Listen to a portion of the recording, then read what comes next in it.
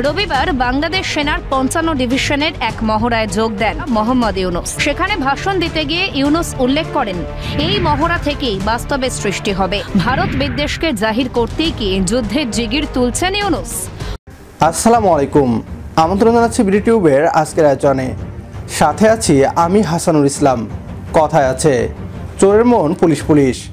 বাংলাদেশের সামরিক বাহিনীর মহড়া নিয়ে ঘুম হারাম হয়ে গিয়েছে পশ্চিমবাংলার মিডিয়ার। নতুন বাংলাদেশ এবং আমাদের সেনাবাহিনীর উপর দিনরাত নজর রেখে চলেছে ভারতীয় পশ্চিমবাংলার মিডিয়া। গতকাল আমাদের সেনাবাহিনী যুদ্ধকালীন পরিস্থিতির প্রস্তুতি নিতে মহড়া চালিয়েছে। বাংলাদেশ সেনাবাহিনীর মহড়া দেখে প্রধান উপদেষ্টা যুদ্ধের জন্য প্রস্তুত থাকার নির্দেশ দেন। ডক্টর মোহাম্মদ ইউনুসের এমন হুঁশিয়ারি শুনে রাতের ঘুম হারাম হয়ে গিয়েছে ভারতীয়দের। বাংলাদেশকে নিয়ে হাসি খেলা করা ভারত এখন আমাদের সেনাবাহিনীর হুঙ্কারে কাঁপছে। এতদিন বাংলাদেশকে ভয় দেখানো ভারত এবার বাংলাদেশকে নিয়ে আতঙ্কে রয়েছে। কেন ভারত বাংলাদেশের সেনা মহড়া দেখে আতঙ্কিত? বাংলাদেশের সেনা মহড়া দেখে কী বলছে ভারতীয় পশ্চিমবাংলার মিডিয়া? সব কিছু জানাবো বিডিটিউবের আজকের এই ভিডিওতে। প্রথমেই দেখে নেওয়া যাক সেনাবাহিনীর মহড়া নিয়ে কী বলছে ভারতীয় পশ্চিমবাংলার মিডিয়া।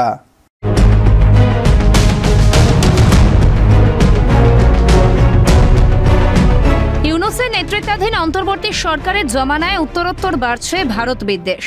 এই আবহে ফের একবার যুদ্ধের সম্ভাবনাকে উস্কে দিল ইউনুসের সরকার।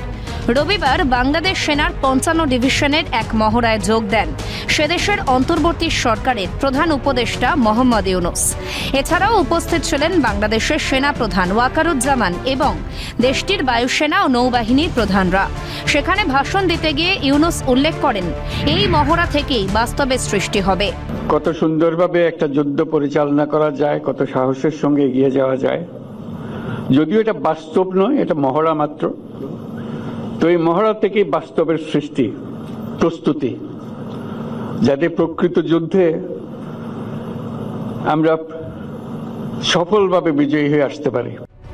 তার এই মন্তব্য নিয়ে শুরু হয়েছে জল্পনা। তবে কি তলে তলে ভারতের সঙ্গে যুদ্ধের জন্য প্রস্তুতি নিচ্ছে বাংলাদেশ?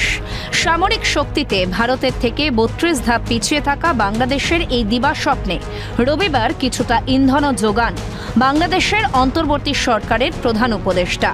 ইউনুস জানান, এই মহড়া দেখে তিনি অভিভূত।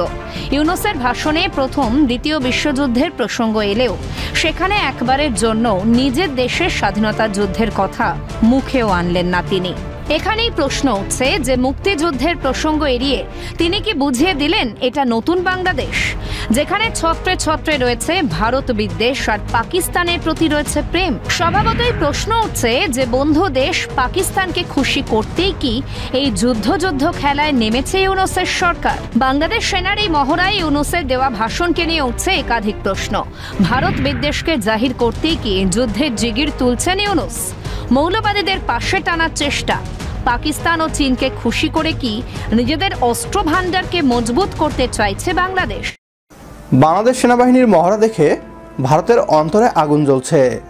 বাংলাদেশ সেনাবাহিনী এই মহড়া করছে বহিঃদুশমন থেকে মাতৃভূমিকে রক্ষা করতে। বাংলাদেশ সেনাবাহিনী কখনোই অন্য দেশকে আক্রমণ করবে না, এটা ভালো করেই জানে ভারত। এরপরও আমাদের সেনাবাহিনীর মহড়া নিয়ে তাদের এত মাথা ব্যথা। এর পিছনে একটি উদ্দেশ্য হতে পারে, তা হচ্ছে বাংলাদেশকে দখলের পরিকল্পনা। ভারত বাংলাদেশকে দখল করার একটা পরিকল্পনা করে রেখেছে, আর তাই এতদিন পুতুল সরকারকে ব্যবহার করে আমাদের সেনাবাহিনীকে দুর্বল করে রেখেছিল। ছাত্র জনতার নতুন সরকার এসেই বাংলাদেশ সেনাবাহিনীকে শক্তিশালী করতে শুরু করে।